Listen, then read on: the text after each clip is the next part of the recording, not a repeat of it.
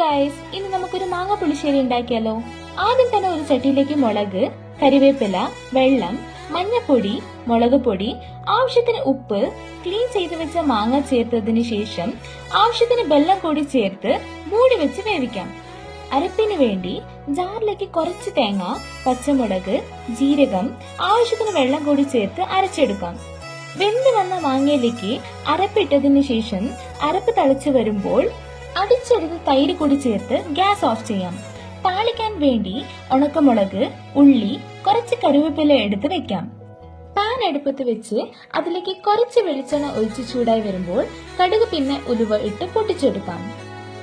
അതിനുശേഷം ഉള്ളി ഒരു ലൈറ്റ് ബ്രൗൺ ആവുന്നത് വരെ വഴറ്റിയെടുക്കാം. ഇനി ഉണക്കമുളക്, കറിവേപ്പില ചേർത്ത് ഇളക്കി ഈ മാങ്ങയിലോട്ട് ചേർത്ത് കൊടുത്താൽ നമ്മളുടെ കിടിലൻ മാങ്ങക്കറി റെഡി. അപ്പോ എല്ലാവരും ട്രൈ ചെയ്ത് നോക്കിയിട്ട് അഭിപ്രായം കമന്റിൽ അറിയിക്കണേ. See you on next video. Bye.